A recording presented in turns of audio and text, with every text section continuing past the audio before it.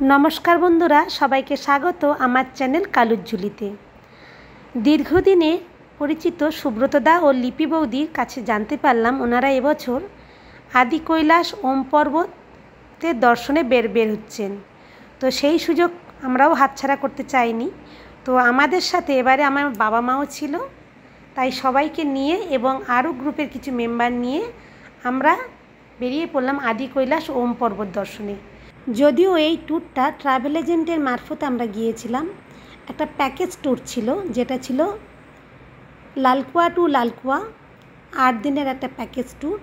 তো পুরো ট্যুরে আমাদের কত খরচ হলো, কোথায় ছিলাম, কোন হোটেলে কি খেলাম, পুরোটাই আমরা বিভিন্ন পার্টে দেখে নেব। তো সেটা দেখতে গেলে অবশ্যই আপনাকে পুরো ভিডিওটা দেখতে হবে। তাহলে পুরো ভিডিওটা দেখে নেওয়া যাক।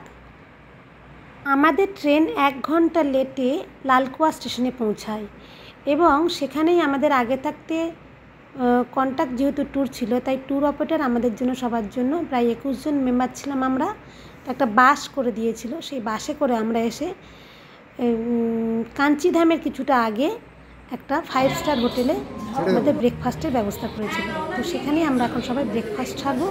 ব্রেকফাস্টে কী কী খেলাম তাহলে এবার একটু দেখে নিই।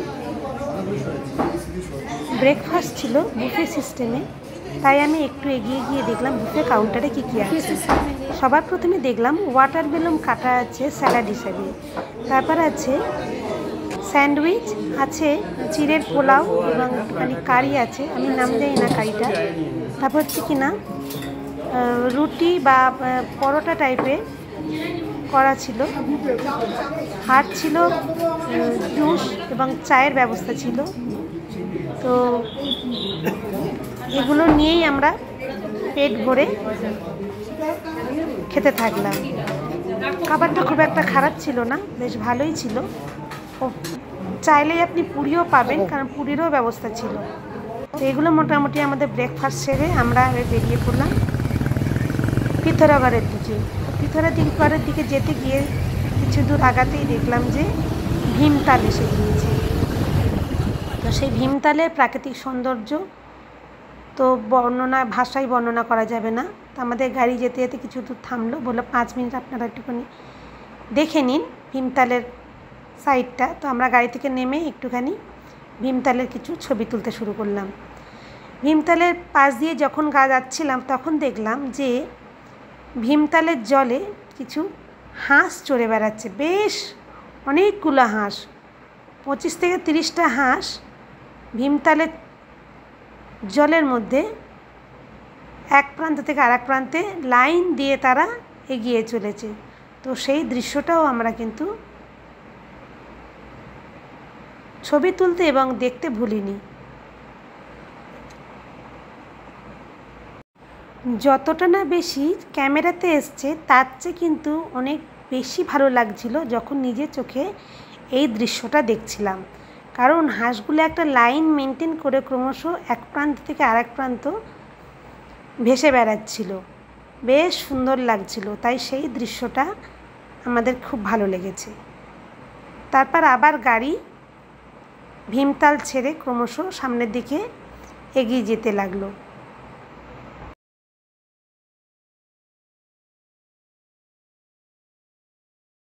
অনেকক্ষণ ধরে বাসে চড়ার ফলে প্রকৃতির ডাকে আমাদের তো সাড়া দিতেই হবে, তাই প্রকৃতির ডাকে সাড়াকে কি উপেক্ষা করবে। তাই আমাদের বাস থেমেছে এমন একটা জায়গায় যেখানে একটুখানি নির্ভীতে একটুখানি কাজ সারা যায়। তো সেখানে আমরা কার্য সম্পাদন করে আবার আমরা সবাই উঠে পড়ছি বাসেতে। কারণ আমাদের এখন যেতে হবে অনেকটা রাস্তা, পথে আছে যজ্ঞেশ্বর মন্দির, জানি না কখন পৌঁছাবো, তাই আমরা তাড়াতাড়ি বাসে উঠে পড়লাম। গাড়োয়াল হিমালয়ের প্রাকৃতিক সৌন্দর্য উপভোগ করতে করতে আমরা সোজা চলেছি পিথোরাগড়ের দিকে। এই পথে আমাদের কিন্তু দর্শনীয় স্থান ছিল বাবা কাঞ্চিধাম, কিন্তু অতিরিক্ত ভিড় থাকার জন্য আমরা কিন্তু কাঞ্চিধামে নামতে পারিনি। এমনিতেই আমাদের ছিল একটা বড় বাস, যেখানে ছোট ছোট গাড়িদের পাশ দিতে গেলে বেশ সমস্যা হচ্ছিল, তাই আমাদের অনেকটা দেরিও হয়ে গিয়েছিল। তো যাই হোক, প্রাকৃতিক সৌন্দর্য উপভোগ করতে করতে পাইন ফার গাছের জঙ্গলের মধ্য দিয়ে এবং পাহাড়ি বাঁকপথে আমরা সোজা চলেছি এখন যজ্ঞেশ্বর ধামের দিকে।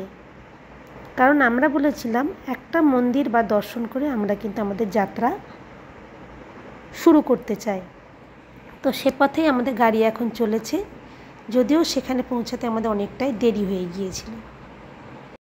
কাঞ্চিধামের কাছে মাত্রাতিরিক্ত জ্যাম এবং ভিড় থাকায় আমাদের দুপুরের খেতে বা লাঞ্চ করতে বেশ অনেকটা দেরি হয়ে গিয়েছিল। একে তো আমরা মেম্বার সংখ্যা প্রায় 21, তার উপরে হচ্ছে দেরি হয়ে গিয়েছে, তাই বাস এসে এমন একটা জায়গায় থামলো যেখানে ধাবাতে কিছু খাবার পাওয়া যায়। বাস এসে থামলো নিউ স্টাইলিশ অ্যান্ড রেস্টুরেন্ট ধাবায়। তো সেখানে আমরা নিরামিষ খেলাম, কারণ আমাদের এই কন্ট্যাক্ট ট্যুরে বলাই ছিল যে যতক্ষণ না যাত্রা হচ্ছে, অর্থাৎ আদি কৈলাস যাত্রা বা ওম পর্বত যতক্ষণ না দর্শন হবে ততক্ষণ আপনাদের নিরামিষ খাওয়ানো হবে। তো আমরা সবাই রুটি সবজি খেয়ে আমরা আমাদের গাড়ি আবার সামনের দিকে ছুটতে শুরু করলো। তখন প্রায় বিকেল গড়িয়ে সন্ধ্যা হতে গিয়েছে, কারণ এখন আমাদের যে এই পথে কোনো কিছু দর্শনীয় স্থান দর্শন করা হয়নি, তাই আমরা সবাই বললাম যে অবশ্যই যেন যজ্ঞেশ্বর ধাম আমরা দর্শন করেই যাই। তো যজ্ঞেশ্বর ধামে যখন আমরা পৌঁছালাম তখন প্রায় 7টার কাছাকাছি বেজে গিয়েছে, মন্দিরও প্রায় বন্ধের পথে। তো সেই মুহূর্তে আমরা দৌড়ে দৌড়ে যজ্ঞেশ্বর ধামে পৌঁছালাম। এখানে একটা কথা বলে রাখি, এখানে আমাদের বাসটা একটা মোড়ে এসে থামলো, তারপর সেখান থেকে লোকাল গাড়ি নিয়ে পার হেড 40 টাকার বিনিময়ে আমরা এই যজ্ঞেশ্বর ধামে এসেছি। এই ভাড়াটা আপ অ্যান্ড ডাউন, অর্থাৎ তারাই আবার পৌঁছে দেবে। যদিও এটা আমাদের কন্ট্যাক্ট ট্যুর, তাই পুরোটাই কিন্তু কন্ট্রাক্টের মাধ্যমেই হয়েছে, ওরাই ভাড়াটা দিয়েছিল। তো যাই হোক, মন্দিরের গেটের বাইরে জুতো খুলে আমরা গুটি গুটি পায়ে এগিয়ে চললাম যজ্ঞেশ্বর ধামে বাবা মহাদেবের দর্শনে। তো দর্শন করার জন্য যখন আমরা এগোলাম তখন দেখলাম যে মন্দিরে বাবার আরতি হচ্ছে, তাই কাঁসরও ঘণ্টা বাজছে এবং তার সাথে সাথে ভক্তগণও হাত মিলিয়ে বাবার নাম গান করছে।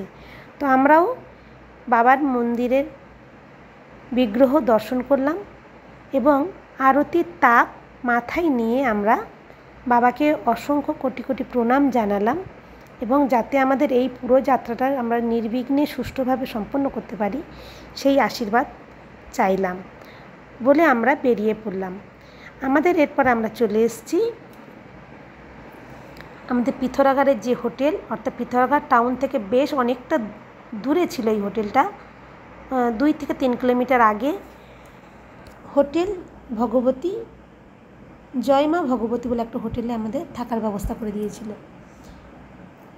হোটেলটা বেশ বড়সড় হোটেল ছিল এবং রুমগুলো ছিল যথেষ্ট স্পেসিয়াস। রুমের মধ্যে টাওয়েল, সোপ এবং বাথরুমের মধ্যে ছিল গিজার এবং কোমর দেওয়া ব্যবস্থা ছিল। রুমগুলোতে টিভিও ছিল, যদিও আমরা টিভি ছাড়িনি। তো এবং খাবার জলের বোতল ছিল। তারপর আমরা একটু ফ্রেশ হয়ে সোজাসুজি চলে গেলাম আমাদের ডিনার, যেখানে বুফে সিস্টেমে খাওয়া দাওয়া হচ্ছে সেই জায়গায়।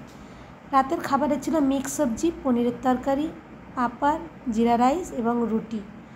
সেগুলো আমরা খেয়ে দিয়ে সবাইকে গুড নাইট জানিয়ে আজকের এই যাত্রাটা শেষ করলাম।